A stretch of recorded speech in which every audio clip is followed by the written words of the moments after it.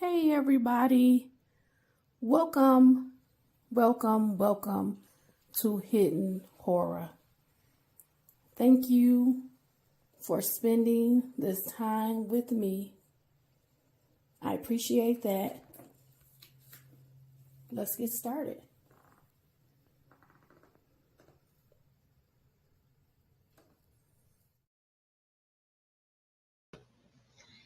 Hey everybody, good afternoon. How are you for a Saturday, right?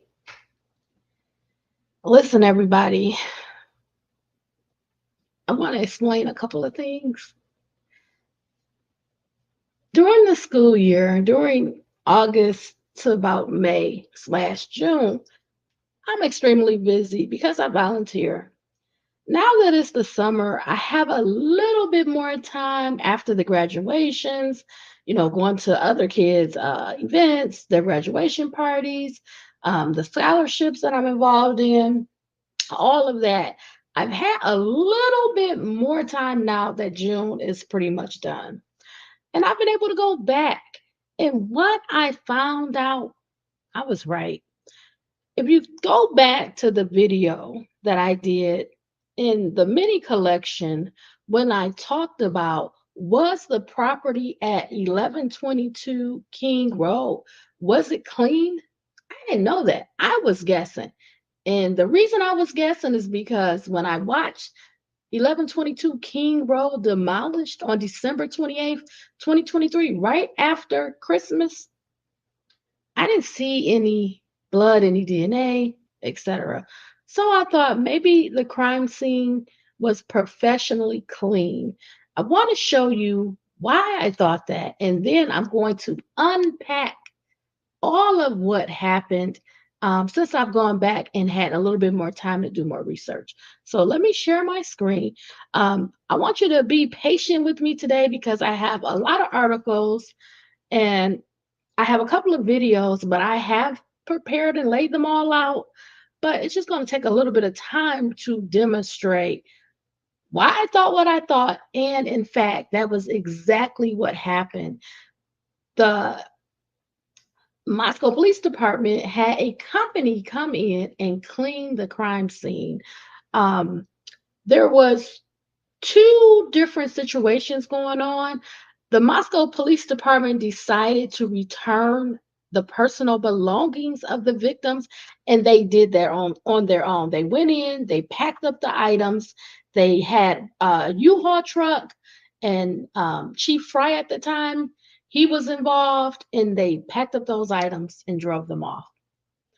The second thing was the crime scene cleanup. Now, that packing and removing the items, that was on December 7th, 2022. So that's about a little bit over 3 weeks after the homicides at the property. And then they had set up the disaster relief company to go and clean, sanitize all of the bio on December 28th, 2022. So they had plans to move things along. And remember, this was before they even had suspect Brian Koberger arrested in custody. What actually happened after going through all of this information, the day that the company, the disaster relief business, was supposed to come and actually clean 1122 King Road, it was announced that an arrest was made of Brian Koberger. So it was halted by the court. So I'm just going to show you, because I want you to know I'm bringing facts, okay? My experience made me think that, but now I have clear proof that that crime scene, it was cleaned up prior to it being demolished, okay? So let me show you the demolished video first. And this is why I thought what I thought when I seen that on December 28th, 2023. We're going to start with that video, okay?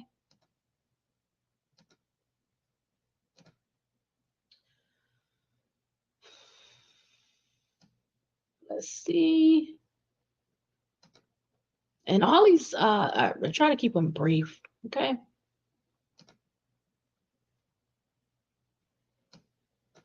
When first off, it was right after Christmas, and I had already created a video expressing why I felt there was value in preserving the house that would help preserve the layout. It would help demonstrate space, distance, sound. And also, if there was an alleged stalker, you would be able to see. I'm sorry. You'd be able to see. One moment.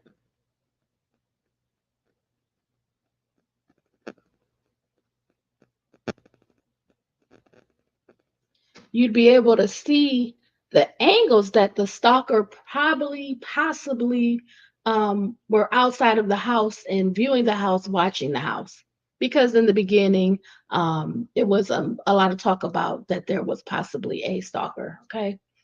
Um, and in that endeavor, some people feel that Maddie was the target.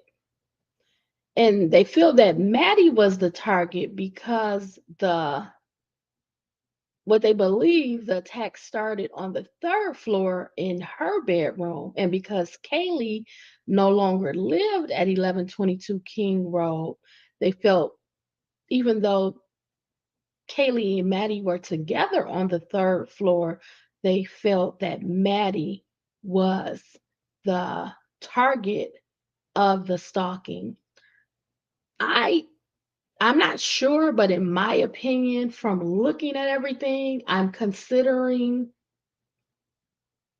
the fact that Kaylee thought she had a stalker. She told people she had a stalker, her family, other people. And Kaylee experienced, out of all of the four victims, Kaylee, Maddie, Ethan, and Zaina, she experienced the most trauma in the attack. She had defensive wounds and she also had the most stabbings, allegedly over 50 stabbings. I feel that there was a lot of anger, a lot of rage inflicted on her, focused on her. Okay. So let's get back to the house being demolished. So just from me pausing the video, you can see that the walls are thin. It's just wood and drywall. So you believe that sound would really carry, right? You can see it for yourself here. You can see the wood, you can see the drywall. And again, when I saw the house demolished and I was viewing it, I thought, okay, we're going to have major um, issues with sound. Um, it should be vibrating through this area. It's like a little mountain above them. They're like sunken. The house is like below. And then by there not being any concrete, any plaster walls, sound would more so travel. And if you're on the second floor, you should hear what's going on the third floor. Or if you're on the first floor, you should hear what's going on the second floor, etc. So that made me believe that if there was a roommate on the second floor, you probably hear what was happening on the third floor, but also what's happening on the second floor. So that would be Zaina's bedroom where Zaina and Ethan allegedly were. And then, of course, on the third floor where Maddie and Kaylee were found, right? So that was one thing. I definitely felt like, wow, you would really hear this sound. It would vibrate, it would expand throughout this area because of the way the house was and the walls. And then from seeing the tear down, because I immediately said, wow, there's no blood anywhere. You can see it for yourself. No blood splatter, no staining of blood, no any signs of any DNA, brain matter, tissues, etc. Um, it made me feel that a professional company cleaned the crime scene areas because, from my experience, as I've said in so many videos, there would be blood DNA on the walls, the floor, the items, the articles, the bed, um, the windows, etc. So this is what I saw. This is what made me have that opinion.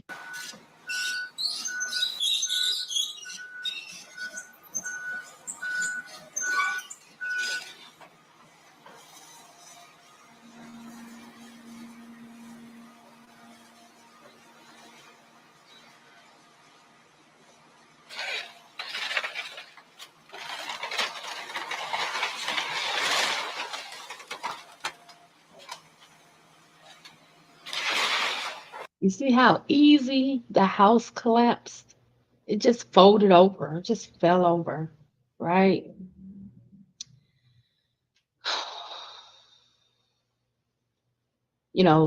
Sound should have been you know, furthering and all of that. Okay, let's continue. It's only a few more seconds.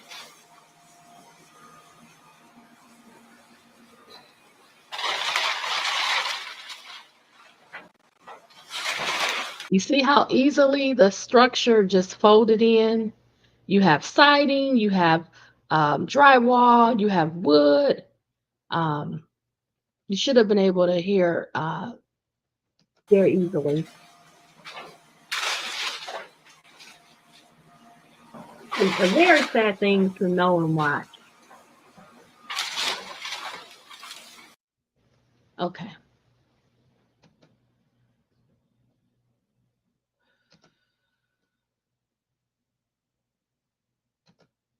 okay. So I think am I frozen on here? Let me see. Okay. I hope that you can hear me. Um, let me try something.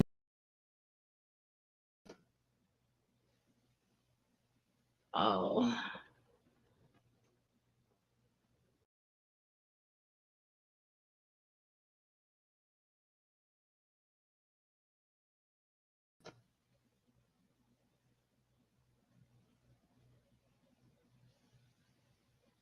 and I want to try to get this right.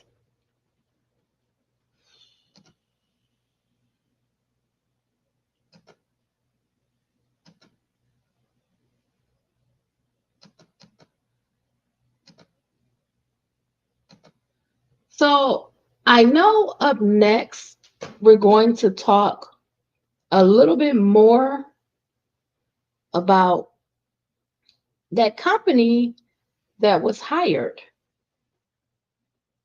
We want to talk a little bit about the company that was hired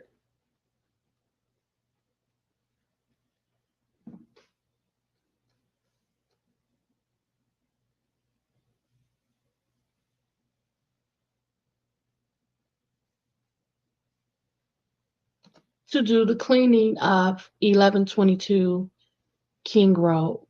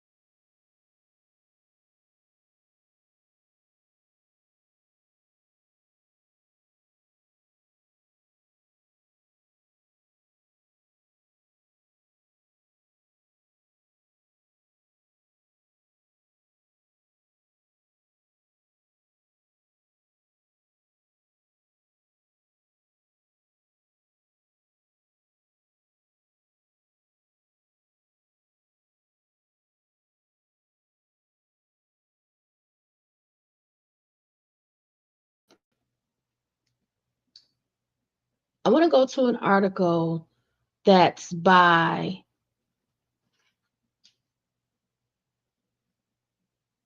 let me pull it up. I'm going to share my screen.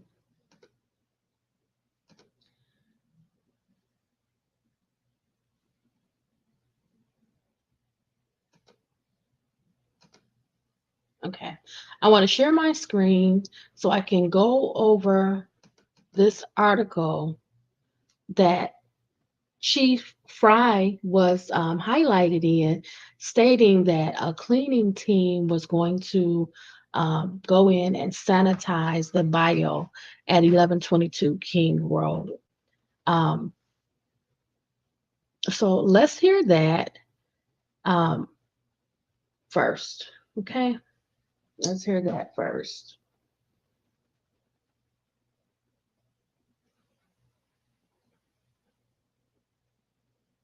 All right.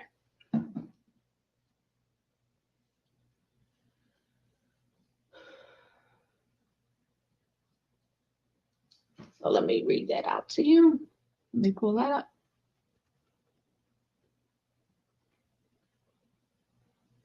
This article is on KXLY.com. It's titled Biohazard Cleaning Team to Work on Moscow House Where 4 U of I Students Were Unalived in November. I'll pull that up a little bit. Okay. The article is dated December 29th, 2022, and it's written by Misty Reed. More than 6 weeks after 4 young college students were found unalived inside a shared house in Moscow, Idaho police still hadn't announced a suspect or found a murder weapon. There were new signs of progress happening before the new year. Police said a private company that performs biohazard cleaning services would be brought in starting Friday, December 30th, 2022, to begin the remediation process and eventually return the house to the property management company that takes care of it. Specialized cleaning crews will remove biohazard materials and other harmful substances used in the evidence collection process. Moscow detectives said Thursday that they are processing more than 9,025 email tips, 4,575 phone tips, 6,050 digital media submissions, and have interviewed people over 300 times since the bodies of Zaina Kernodle, Ethan Chapin, Kaylee Goncalves, and Madison Morgan were discovered on November 13th, 2022.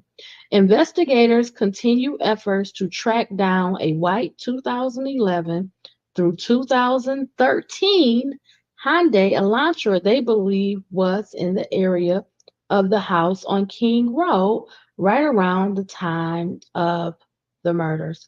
Anyone with tips that could help in the investigation was asked to call the Moscow police tip line, and they gave a number. Okay. So let's hear it from Chief Fry. Okay. Let's hear his words. Let me see. Every animal has a story. Some stories we know, others we don't. No matter how they... Well, starting tomorrow, the scene where the students were murdered will be changing. Moscow Police Chief James Fry says a biohazard cleaning crew will begin cleaning the crime scene. Part of the reason we're doing that is because of the biohazards, as well as chemicals that were used during the investigation. So there will be activity over at that residence on King Road, and we just want people to know about that. Moscow police have named no suspects in the case. Detectives continue looking for a white Hyundai Elantra, like the one on your screen, saying it was seen in the area around the time of the murders.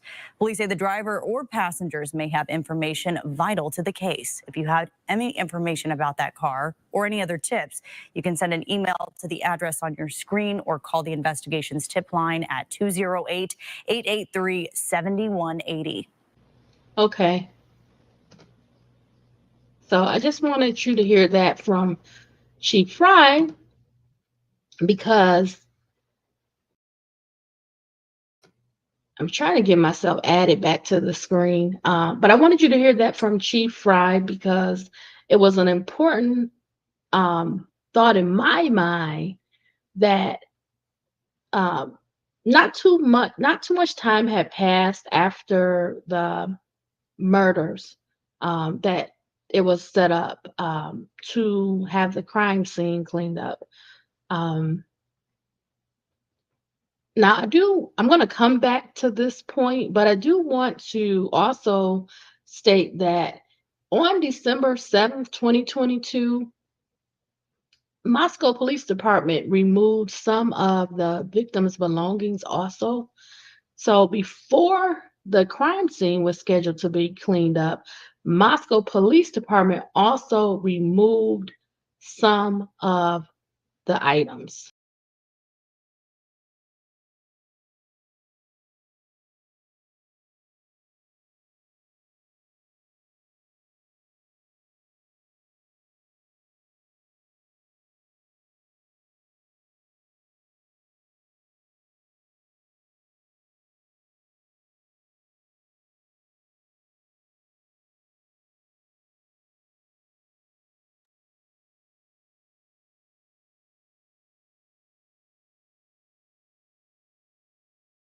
Police began removing some of the victims' personal belongings from that crime scene in Moscow. Police said the families have been asking for some of those items back. Investigators say those things are no longer needed for their investigation. KREM 2's Amanda Rowley was at the house today and spoke to law enforcement about the next steps in this investigation. At the request of the students' families, Moscow police packed up personal belongings at the home. In fact, Chief James Fry said it was important for him to personally be here with the officers, boxing up those items so they could, in a sense, be there for the family and give back those items that might help the family heal.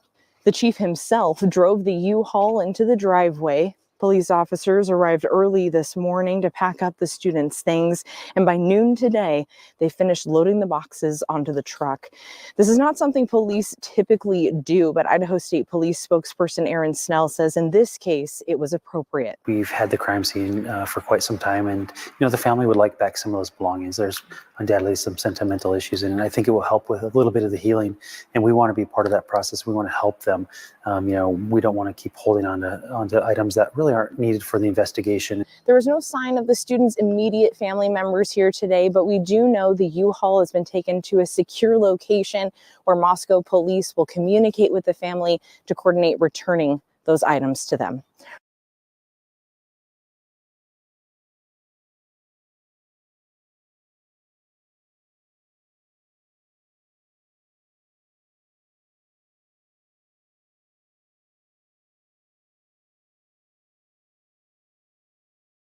Myself again. Said I'm here, but the camera's not picking me up. Not a big deal. I can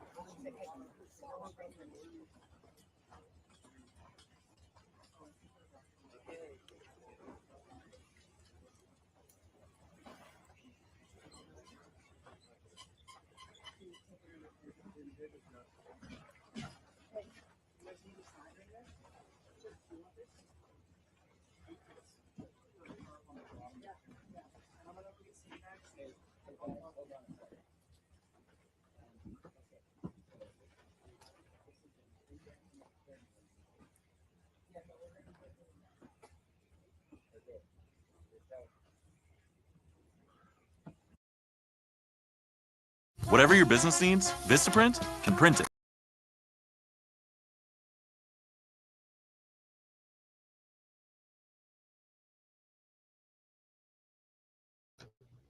Nope.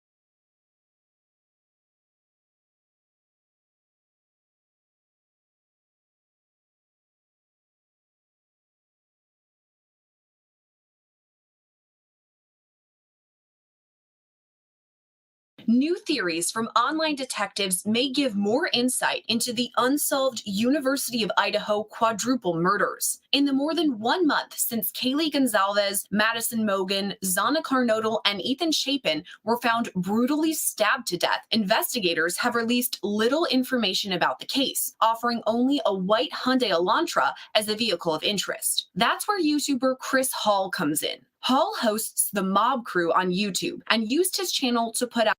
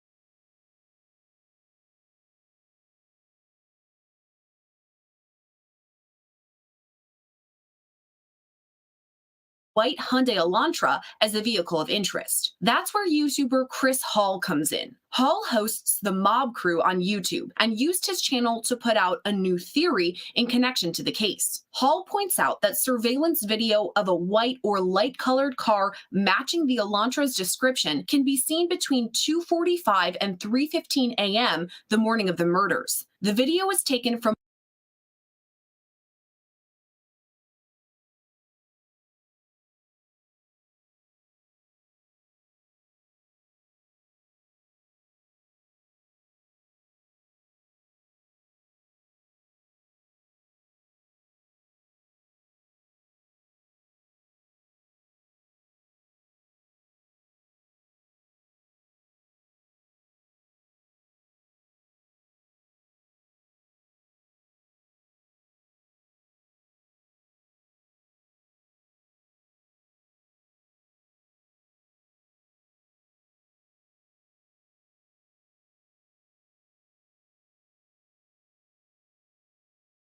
the white or light-colored car matching the Elantra's description can be seen between 2:45 and 3:15 a.m. the morning of the murders. The video was taken from a building on Linda Lane, several streets away from the crime scene on King Road. Video shows the vehicle traveling toward the crime scene. Later, Hall claims a similar vehicle can be seen on body camera video of an unrelated underage drinking bust. Hall pinpoints the car driving by at 2:58 a.m. and uses a digital overlay to place a Hyundai Elantra on top of the vehicle. Law and Crime took it a step further and superimposed the photo of a white car believed to be the Elantra that was caught on security camera by a local gas station that same night. It's important to note the vehicle has not been confirmed to be a Hyundai Elantra, and some believe the car appears to be a white Tesla. Later on at 3:12 a.m., body camera video picks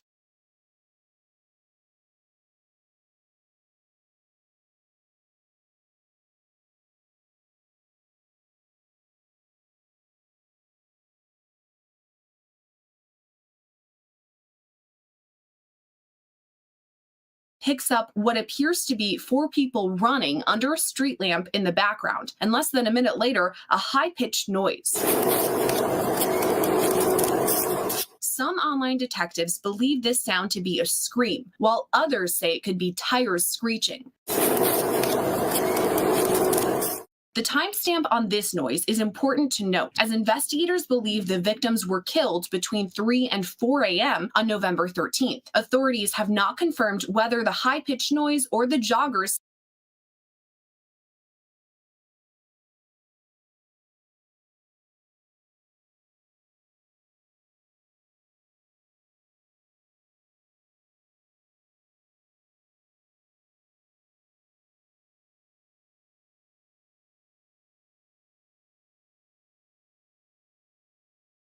seen near the home on the night of the murders are directly related to the investigation. Reporting for Law and Crime Network, I'm Sierra Gillespie.